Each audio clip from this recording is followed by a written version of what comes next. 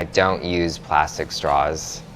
Anyone who asks me for a picture, if they have a plastic straw, I will not give them a picture. And Thai culture, by its root, is very sustainable and environmentally friendly. If you think about the stuff that people use to wrap food, it's like a leaf. Or like Thai products, Thai oils. Think about all the things they used to brush your teeth before, like leaves, mint, all of this. It's really sustainable. I think if I were to give like 3 words that drive me, it would be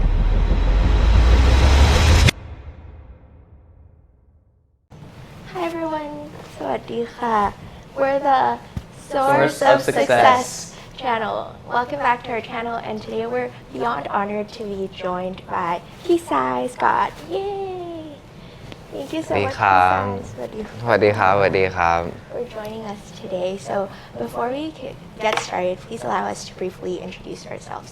So hi everyone, I'm Hilight. I'm a rising senior student at International Community School in Bangkok, Thailand, and one of my passions is digital activism. And apart from that, I also enjoy learning from role models like PSI through conducting in-person interviews. So I look forward to learning more about environmental conservation from this hopefully fruitful discussion. Hi, I'm Thyme. I'm from a 16-year-old from Roong Aroon International Schools, currently studying in the 10th grade. And I'm really hoping to get some insightful remarks from PSI about his environmental conservatism and also his activism. Hello, my name is Phoenix. I am currently studying in Triam Suksa School, Payathai in Bangkok. I'm very passionate in biology and I aspire to become a medical doctor.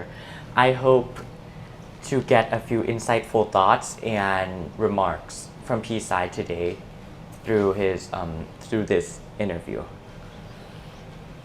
Hi, my name is Jenju. I am 17 years old, graduated from Surat Thani school and heading to be a medical student in this year. And my passion is I love to draw a lot. First question is basically could you please share a little bit about yourself and what experiences shaped who you are today? So I'm a ocean and underwater activist and conservationist. I have worked with local communities, the national park, to raise awareness and do on-site projects to help proactively preserve the reef and Thailand's resources. I also use social media to incite change and raise people's concerns about what's happening to our country. I started off loving to draw. Drawing is still a passion of mine, and I kind of just do a mixture of whatever makes me happy. Yeah. Yeah, may I ask, with that being said, did you have any particular challenges in life that stood out to you most and influenced who you are today? I think finding yourself is a really big challenge that a lot of youth faces, and I think the pressure that young people feel to know who you are is an unfair burden that is placed upon young people by maybe their parents, their family. It's a big expectation that really in reality it's not realistic, 16 or 18 years of life is a long time, but it's a part of time where you're starting to understand what you want. And it's when things in your life, your parents, your family, your job, your school, it starts to become less planned out for you, and you have to step into a role where you choose what you want. So yeah, I kind of think that's kind of what I think. It's that's the thing that young people face, and they should have less pressure on them to figure it out. Yes.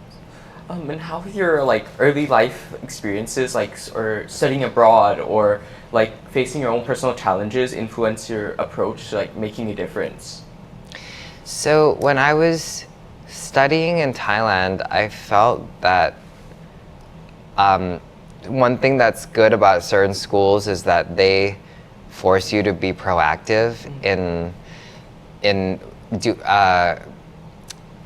in contributing to like school community projects or like changing social projects in school. And culturally, I feel like in Thailand, it's not really supported to create a lot of change. It's better to stay in line with what your parents are doing or what society thinks. I think the thing that really kept me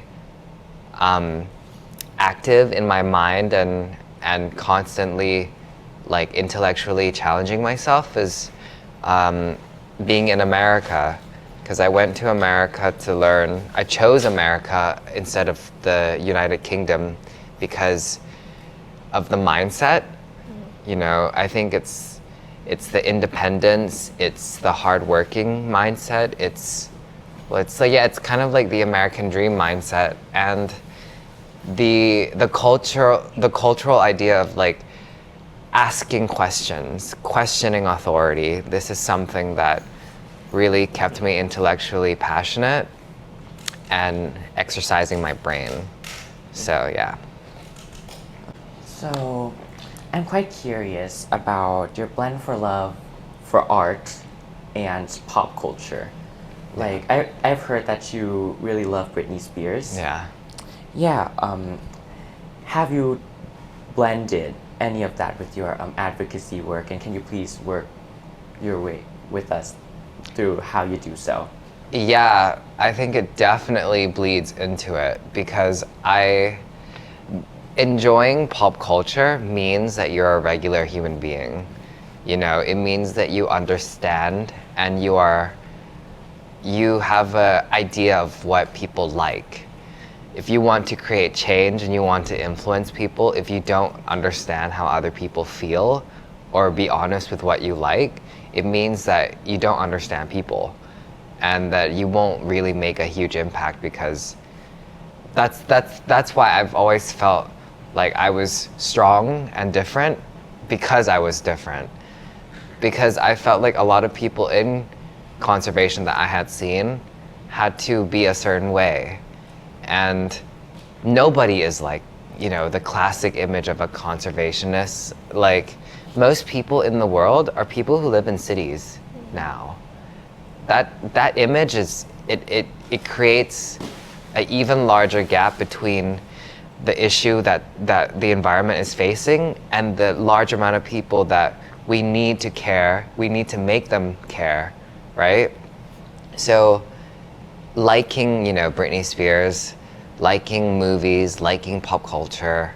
I even liked the Kardashians, like, at some point, because it's like, oh my God, like, I need to watch something that makes me relax. And every human wants to have success and fame. To be honest with yourself about that is so important.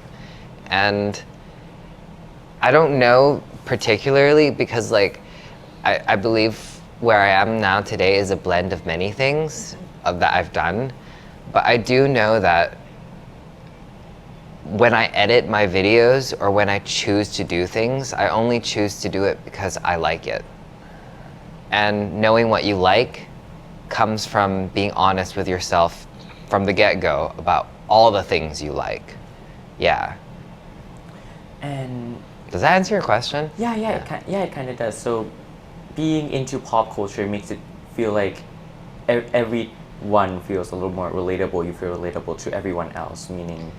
Yeah, being into pop culture means that, well, yeah, it means that you are being honest with yourself. It's about being honest with what you like, instead of like pretending to not care and liking things that like your friends think are not cool, or no, it's like, no, just like what you like, because that's going to lead you to find more things that you like. Yeah. like establishing a sense of relatability between you yourself and your advocacy project and towards your like targeted audience group, since like nowadays it has shifted to more of like Thai people and the locals. Do you think like Keeping Up with the Kardashian is kind of like a series that like locals don't really watch? So like how do you like integrate this, or do you view that it doesn't diminish the like sense of relatability between you and your target group? I mean, there's like liking it, and then there's like using it as an example. I don't use it as an example, but I do feel that other people like it, and there are similarities to what Thai people like about the Kardashians in their in a Thai form. You know, because people still follow news about celebrities, how they live, what they eat, what they wear. It's less about the Kardashians, and it's more about how society idolizes people. So to me, it was never like trying to translate it one for one, but it was just like me also tapping into that and idolizing like Britney Spears or idolizing Jane Goodall, who's a conservationist. Is to me, it's like the same thing, just different people. Yeah. Of all the creative work you have done, is there one project that stand out as especially meaningful to you or impact it had on others? I would love to hear what it addressed and what it taught you. So my most proudest works as of now is the last few TikToks I did.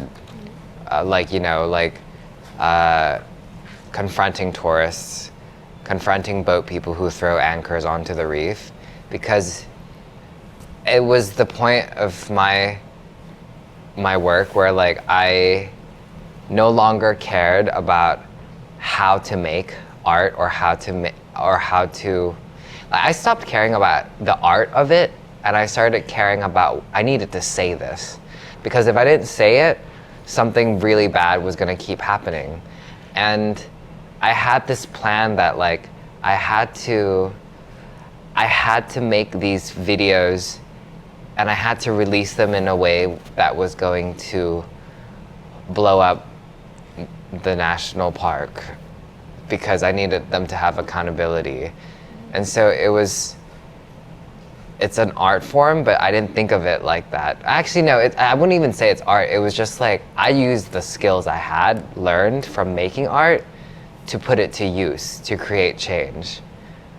And it's probably the only thing I've seen in my life about this where like, oh my God, like, this is like, because you know, a lot of people say, like, yeah, like, raise awareness or create change. I honestly feel like most videos I've seen that people like to say that about wasn't actually really creating change, but I honestly think what I did totally created change. Yeah. So, but I think that's also because it came with action. It wasn't a video about raising awareness. It's a video about like, look, it's happening. Yeah. Like, speaking about art, please allow me to ask a follow-up question regarding like, why do you think you resonate with like Britney Spears or like watching the Kardashians live their life? I think every human wants to see something relaxing, you know, like, you know, I think sometimes people think it's really cool to pretend to not care about like when you see a pretty house or when you see beautiful clothes, or when you hear a nice song. I think people pretend to not care, but I think that's why I'm saying about like, when you pretend to not care, you also start to pretend to not care about things that mean something to you. It's just about being honest with yourself. It's like, it's not even about the song, it's not even about the Kardashians, it's just really about like, all human beings have things that they like, and it's important to embrace that about yourself. Yeah. I have to say that like I believe this is a concept that you guys will learn more about as you grow up, but within all of us is like a inner child. In psychology, you call it inner child. And when you get older, you realize it's more of your own responsibility to take care of your inner child. Right now, when you're young, you still have people to take care of that for you. But when you're older, you have to take care of that yourself. And in allowing space for you to enjoy the things that you like is a way to take care of that inner child. And that inner child, if you take care of it really well, is the ultimate powerhouse to doing great work.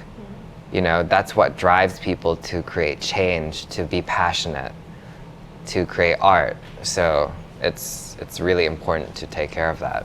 Yeah, I think like reconnecting and rekindling with your younger self within is part of staying healthily, like mentally healthy, essentially. Yeah, it's the only thing that drives people. And most people live life from that. Right. So if you see someone who is a negative person, you can always automatically assume that they had a pretty, like they're not taking care of that part of them. Yeah, no, seriously. If you hang around kids when you're older, you'll realize that like their instincts, their thoughts on things are really sharp. But as you get older, people sometimes don't use that part of them, and they allow things like greed and selfishness to get in the way of how they feel about things, which is like, you know, which creates a not great society for people. Like piggybacking off of the idea of like mental health and may I ask about your journey in overcoming these challenges in the States? Because you mentioned how in Thailand specifically we refer a lot back to like medications and resort back to that a lot. So like, can you share with us your journey? So I think that a lot of people misunderstand themselves. You know, I always use this example of like with a plant, you kind of take care of a plant, and if it's not growing, you automatically start to think, hey, is the soil not right? Is the sunlight not enough? Is the water not enough? But when it comes to people, especially parents, they look at their kids and say, what's wrong with you?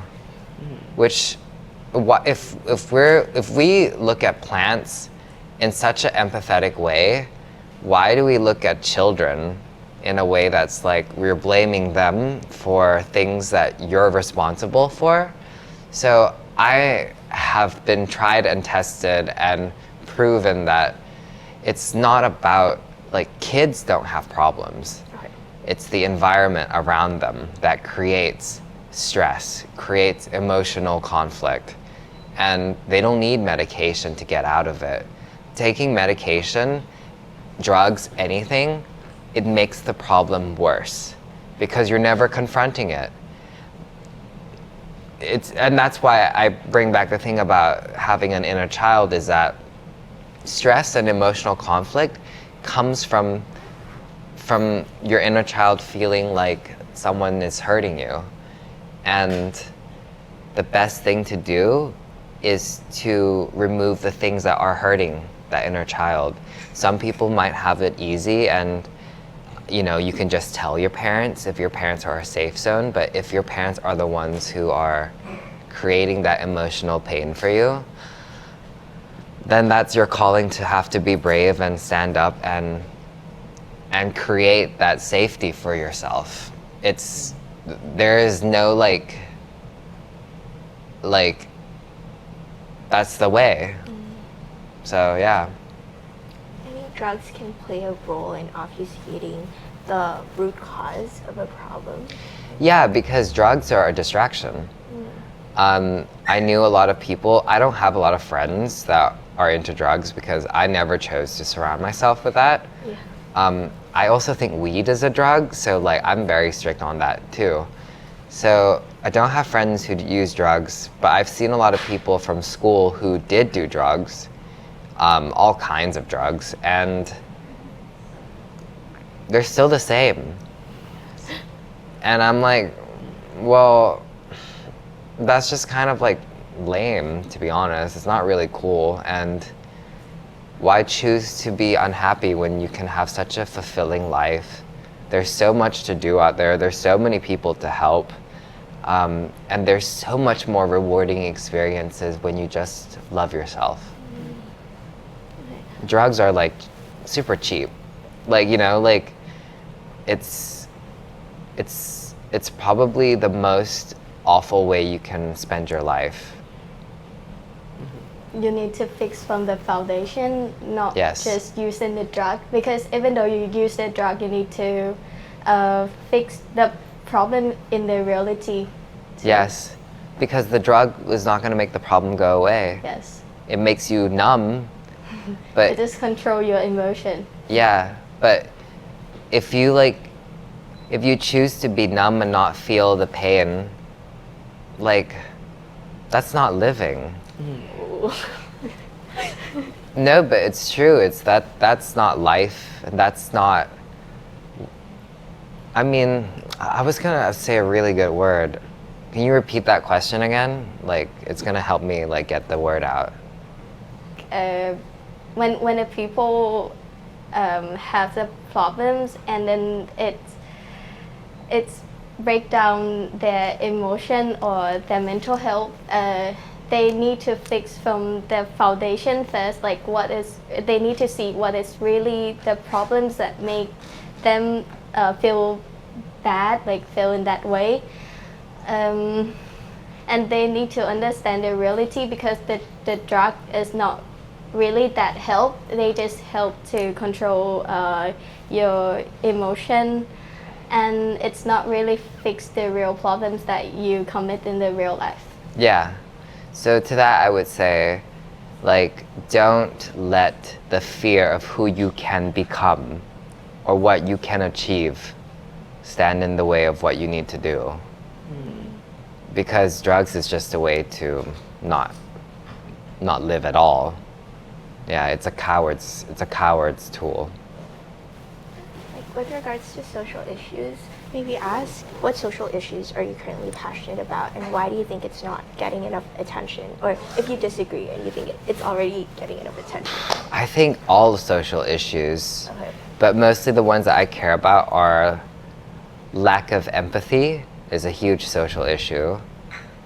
Children's rights are a huge concern of mine. And environmental rights and environmental conservation. I think these three are really important to me. And I try to do justice to that every day. You know, with environmental advocacy, because I'm not at the ocean right now, I try to do it with my lifestyle. You know, I don't use plastic straws. Anyone who asks me for a picture, if they have a plastic straw, I will not give them a picture. I do not use plastic bags. I separate my waste. I try to shop from shops that are vegan or shops that aren't fast fashion, like Nike or Adidas. I try to like limit that. It's not bad to buy it, but it's just like, just know what pollution is coming from your lifestyle choices. I like to walk to where I need to go, and I like to take the BTS. So these are things that I do for environmental advocacy at home. And then with empathy, it's kind of awesome and perfect right now, because like most people come up to me for a hug, and that's the best way that I can give this kind of empathetic healing to people. Or not even just a hug, you can just give them a smile or a picture, that's enough. Children's rights, well, I'm giving you guys an interview, so like it's like I want kids to have the tools that they need to be the best that they can be. Yeah. Yeah, which we really appreciate. No, it's Yeah. I'm totally happy to do it. We were like you mentioned about ethically sourced products, right? But Yes. these like environmentally and ethically sourced products are oftentimes very like out of reach and expensive. Yeah. From my understanding, so could you explain mechanisms or like ways as to how we can make these products more accessible to the public? Well, the best thing about you guys is that you live in Thailand, and Thai culture, by its root, is very sustainable and environmentally friendly. If you think about the stuff that people use to wrap food, it's like a leaf. It does not get more environmentally sustainable than that. Or like Thai products, you know, like Thai oils. Like think about all the things they used to brush your teeth before, like leaves, mint.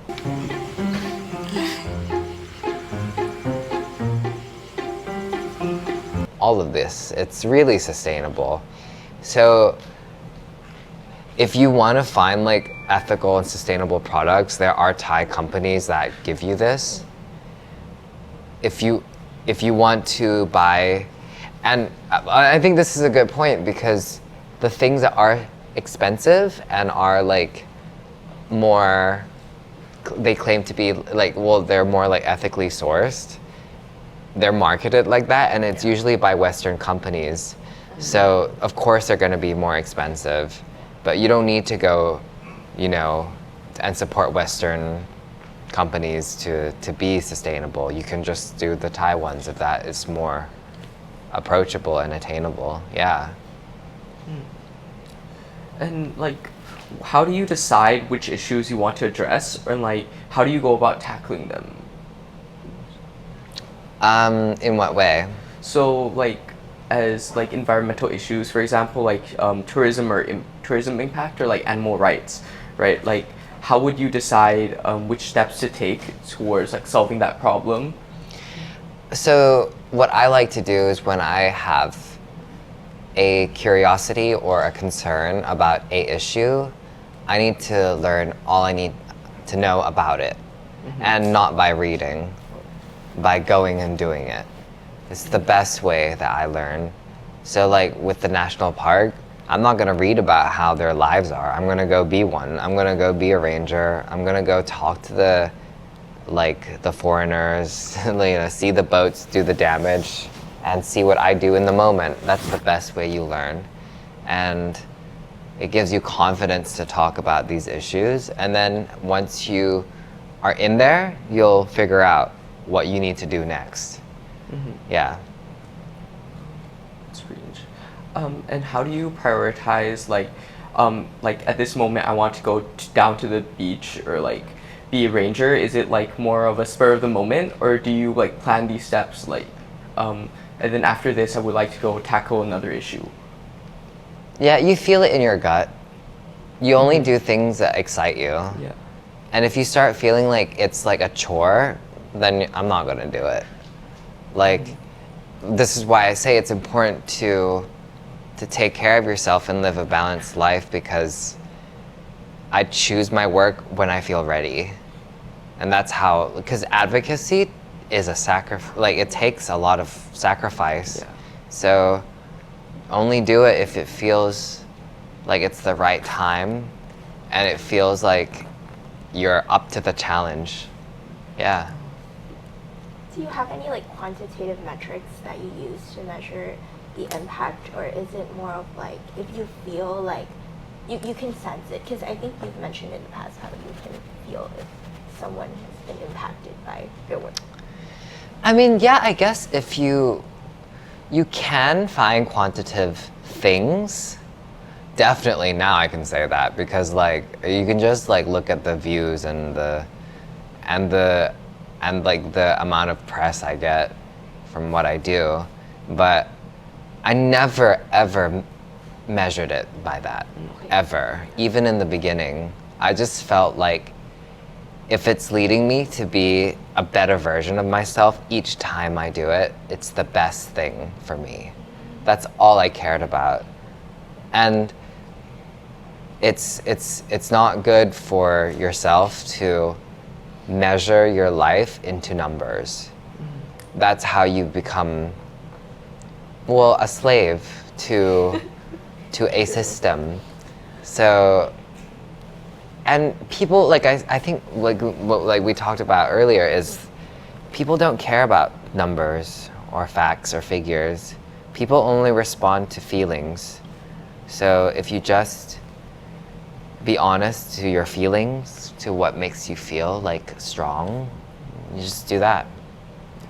And obviously with like a lot of advocate work and getting a lot of press, obviously in the media there's a lot of criticism. So like how do you go about handling that, you say? To be honest, I don't care. Like does it hurt? It only hurts when it comes from your friends.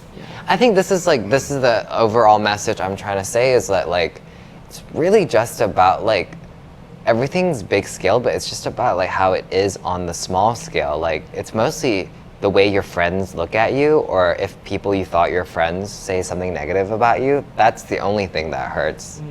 But like random people, I don't care, because it's like like I don't know you. And also beyond that, this is why I say it's important to acknowledge your feelings. Because if you're honest with yourself, you know why you did what you did, and you trust yourself, and you wouldn't have made a different decision. So when there's no room for doubt, then the other people's voices don't have a space in your head.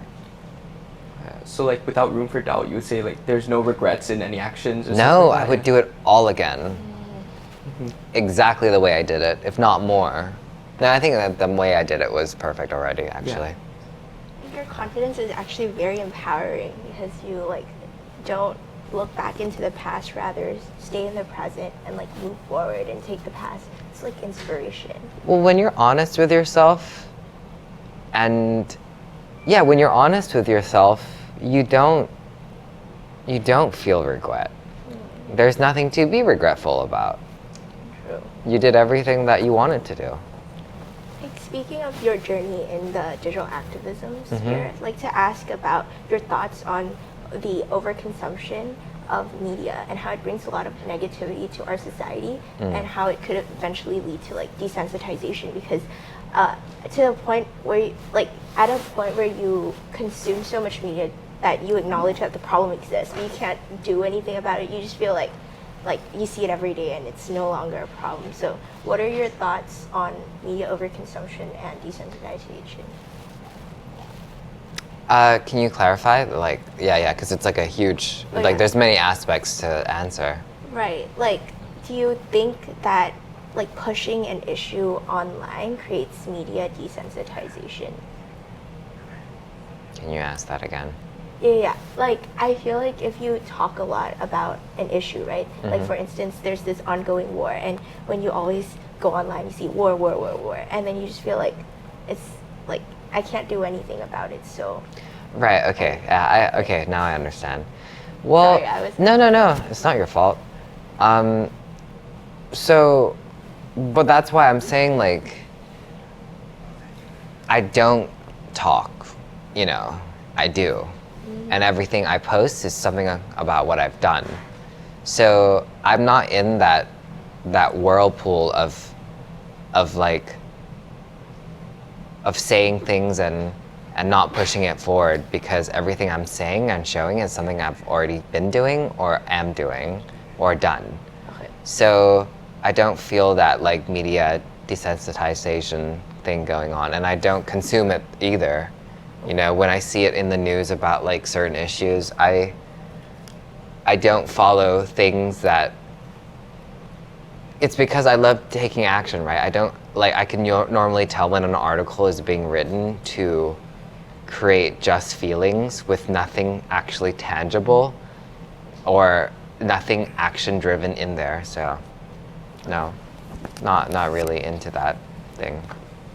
That's a good stance to be in. And talking about a lot of social issues and your campaigns now, I would like to ask you about, can you tell us one of the stories behind some of your campaigns, like See You Strong or maybe Love Conquers? Yeah, so it was when I wanted to highlight, I had a feeling that eventually I was gonna be really famous, to be honest. So I wanted to make sure that I had documented everything I had done. because I needed to, because I knew I was on this big journey to learn all aspects of what's polluting the environment in Thailand, and that's why I did these projects like with Love Conquers All. I just used that experience to film all the things that I thought was interesting and normal people didn't get to see. For example, like the garbage collectors that worked in Phuket at night, I felt like is such a huge aspect of waste management, and I really wanted to learn. I was gonna go do these things anyway. Like I wanted to go learn, I wanted to go work with them. And so I was like, well, since I'm gonna do it, I might as well film it. And I'm glad I did, because like, thankfully I don't have to go do it again, because it was like one of the worst things that I've ever felt and seen. But I'm so glad I documented it, so that people, that one time that I put myself there, people can see it many times and many people can learn about it now. And it just helps convey the image that I see, you know. Yeah. So spreading awareness also from your point of view and spreading it to the world while also documenting it. Yeah. Was the story behind. What do you mean? As in like, that your tactic was to spread awareness through videos, right? Through like your point of view, kinda. Which I think it could be, what is it called? It's really real. I think it's really unfiltered, and I really respect that, because, you know, a lot of the media now is really filtered, and it kind of like,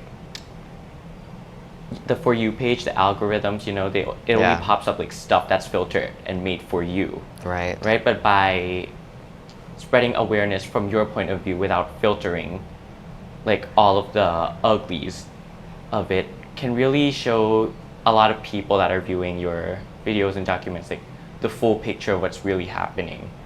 People only respond to truth. They can tell when something is real, and it's what companies, it's what celebrities want. That media attention that comes from authenticity is what people pay millions for. I don't know if you guys know this, but in media, some celebrities, some projects, some companies would pay like yearly like hundreds of millions on PR alone to create that traction.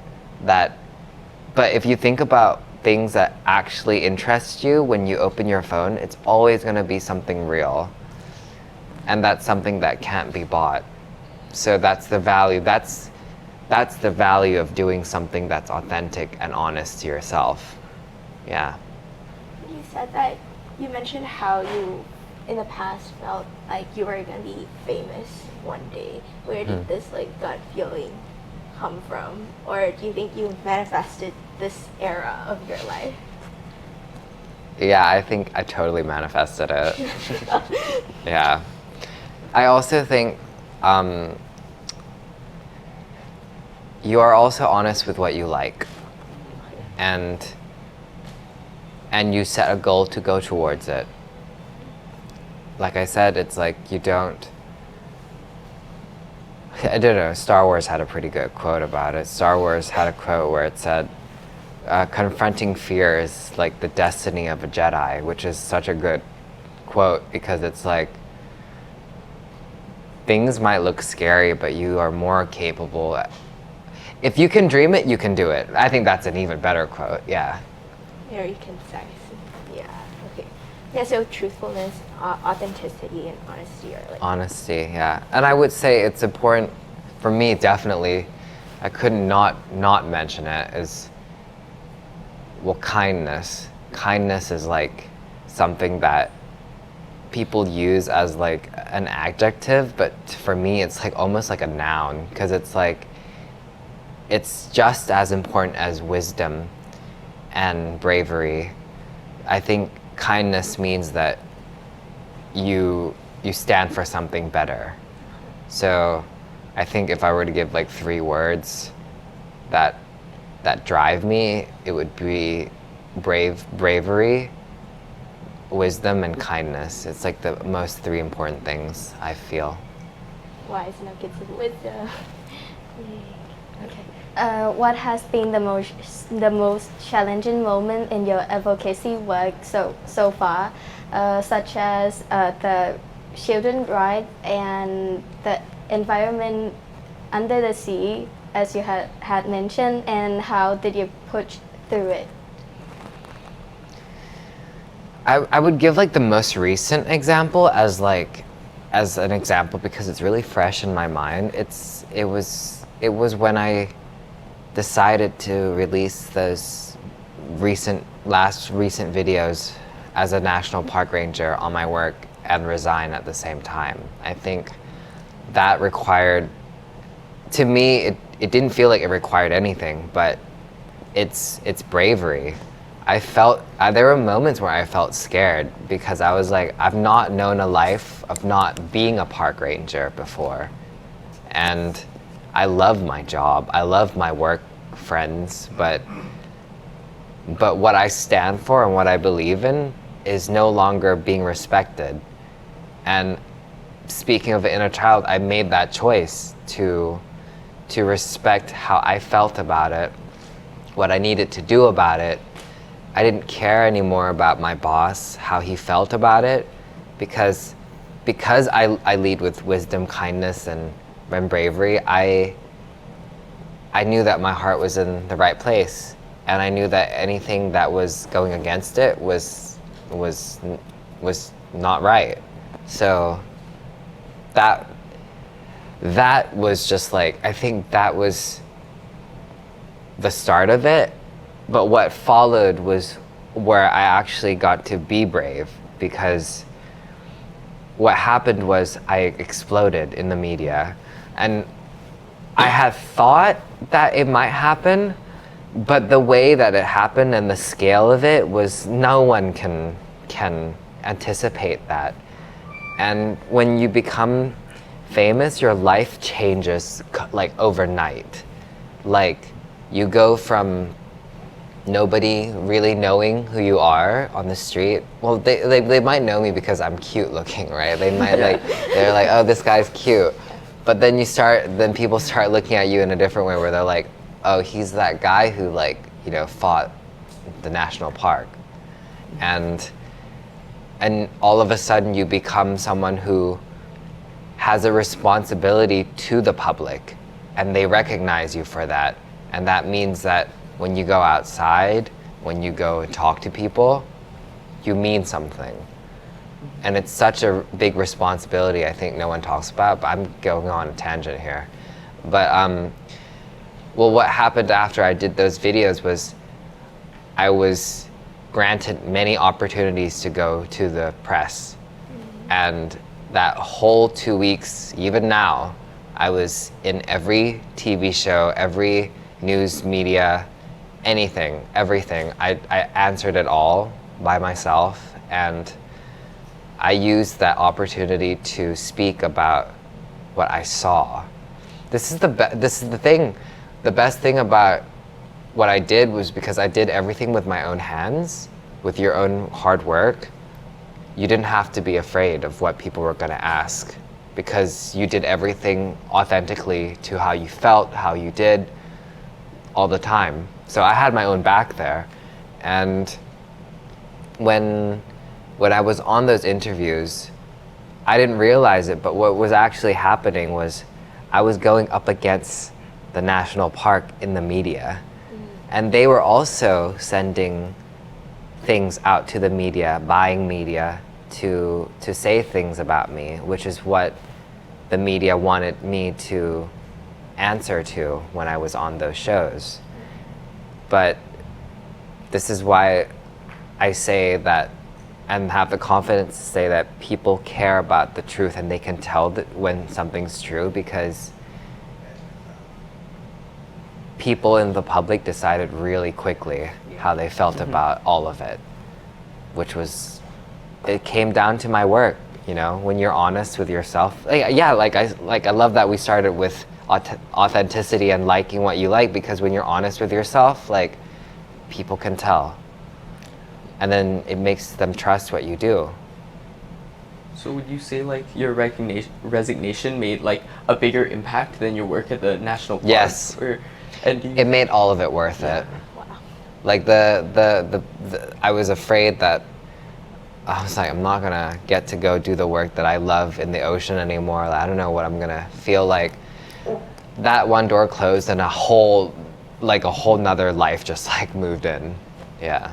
And so like rejection is redirection indeed in terms of how like your life kind of changed. Yeah, and also let go of things that are no longer authentic to you. That's it. so do you like try to work your life like to open yourself to more opportunities? Like before that, joining like the Rangers was like a big opportunity for you, and then after that, resigning gave you even more opportunities. Would you say like you are opening your life to more opportunities for yourself? Yes. Things that are more closely aligned to what I want.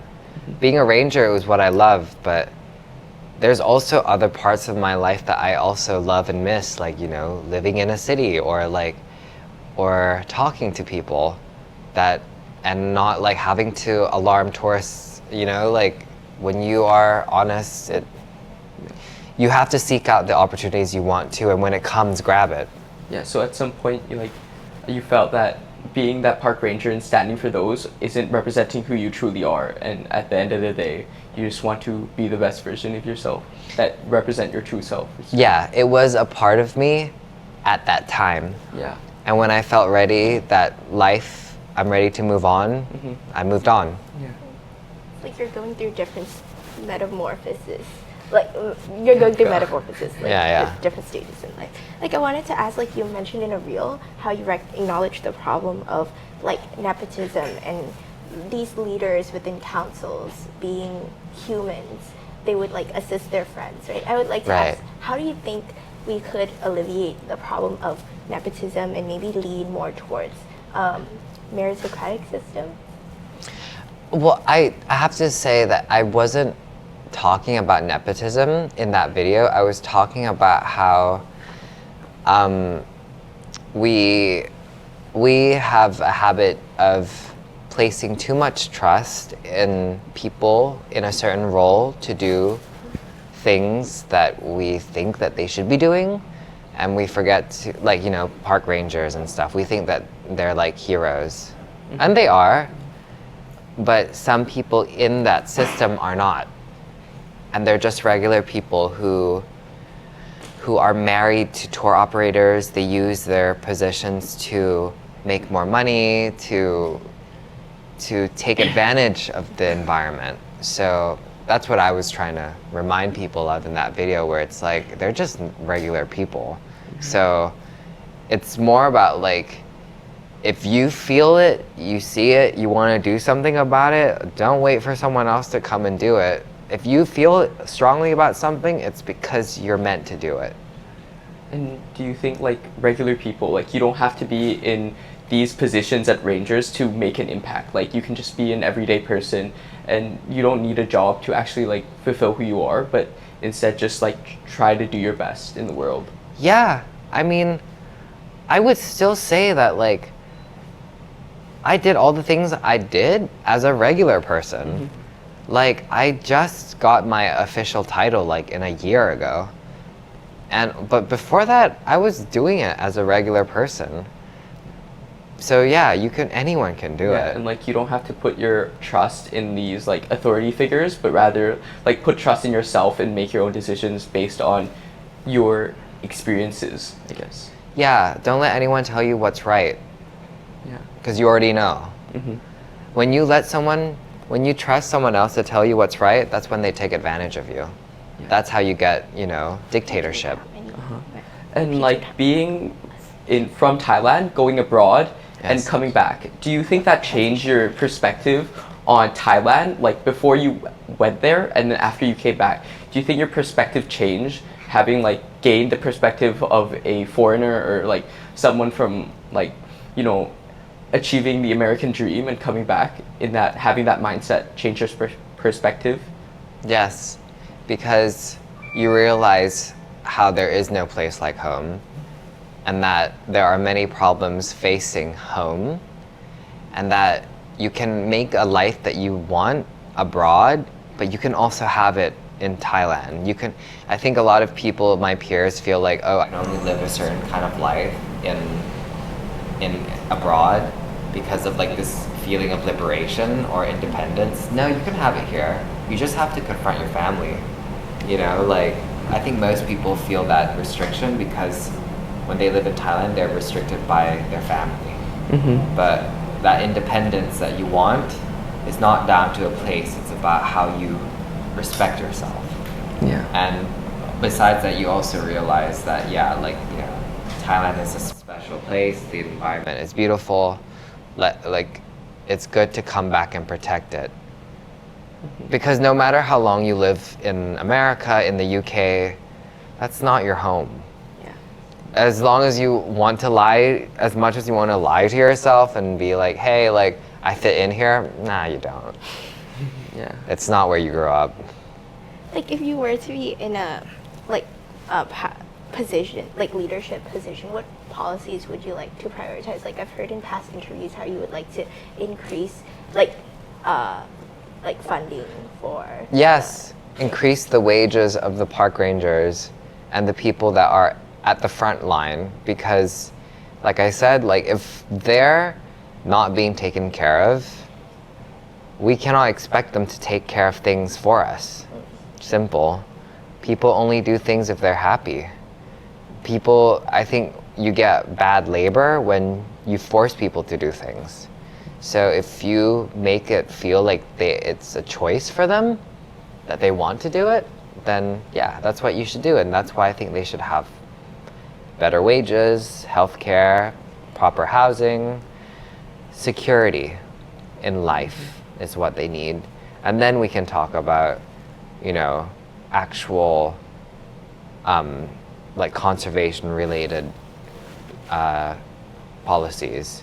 But we already have those. It's just the people in charge of it are not using those policies. And would you say like doing your own hands-on work gave you a new experience and like relates yourself to those park rangers more than those people in authority who's never use their hands-on work and only like don't resonate with the workers? It made me have a huge advantage over them. That's what allowed me to beat them. Yeah. Yeah. No one can make up excuses for hard work. Work is work, and if you did it, then that's the proof. Like speaking of beating your past self or like people who were against you, I'd like to pass on to Jenju, who would like to ask a question. Talking about the word success, how do you define success for yourself versus how society might define it? I think society does not define success for you. Society is just cheering you on. Mm-hmm. They don't try to tell you what you need to do or how you live your life. They are there to be supportive, and that's how I see it. And so ultimately success is what you think it is. And you know what it is. You feel it. Yeah. And do you think like being from Thailand in America, like each society has their own version of success? Like in Thailand, maybe like generational like businesses, or like in America, building yourself up from the start, like the American dream, going there and starting a new life. Do you think these two like types of societies have their own like types of success, and does that impact your vision of success? No, I feel like every country has the same idea of success. I think some cultures in Thailand just limit that idea of success, and that's why people are unhappy. But at the end of the day, everyone, like as humans, they have their own type of success rather than the types of success of cultures, or that other people have their idea of success for you. Yeah. See, the thing that I've always liked is like caveman ideology, if you just look at how like cavemen used to live and how they operate, we are not far from that. So what they consider survival, like, well, success is survival for the next day. So just, it's that concept, but just in a modern time. I think that's success. It's like having security, being able to protect yourself, being a leader, having food, having money, having influence, especially, I mean, like if you're a male, well, actually, no, if you're a female too, like an alpha male, alpha female, that might be someone's idea of success, but you don't have to be alpha. To be beta is also an important role, and that might also be someone's idea of success as well. So it's like, I don't see it as like American dream and versus like Thai, like, you know, dream. I just see it as these concepts of like animal mentality. That's what really drives everyone's idea of success. Yeah, like going back to the basics and living. Yes, and also a huge aspect of success in the caveman times is, as a leader, to help people. That's something that's always been primitive in human nature. So yeah, that's what I view as success. Yeah, and where do you see your advocacy work taking you in the next few years? And like, what advice would you give to young people who want to create change? I have to say, like, I have feelings of where it's gonna go, but I don't tangibly have words to put to it, because I just go by like how I feel, and that's what I would recommend for young people too. It's the best use that you can be for society is to be the best version of yourself, and that means being honest, being a good person, being careful, you know, not getting mixed up with drugs or with bad people, and respecting yourself. These are the most important things to do. And that's what I tell every school, every student that I meet, every adult I meet, I tell them that, because it's like, you're no use to people if you are no longer used to yourself. Yeah, so vibes do matter. Vibes totally matter. It's trust your gut on the vibes that people give you. The first feelings you have about people are usually almost always correct. Like, on a final note, as a final question, like, I'd like to know, if you were to be a sea creature, what would you be and why? I would definitely be an orca. I love orcas. I like how strong they are. I like how connected to their community they are. And they are a level of success where it's like, they don't just hunt for food, they hunt for fun. That's something that's really cool, and I think that's a really good idea of success. Yeah, like being able to do your passion beyond survival, Yeah. and like turn that into something that's fun for yourself too, I guess would be your definition of like success. Yeah, and to be so powerful and yet so graceful, to be loved but also feared. It's a great mix of things. Yeah. So we'd like to thank you for all those insightful words and talking about your activism and advocacy. So yeah, we'll like to end this just here for today. So thank you. Yes. Thank you. Don't forget to like, share, and subscribe this interview, and stay tuned for more. Thank you, everyone. Bye.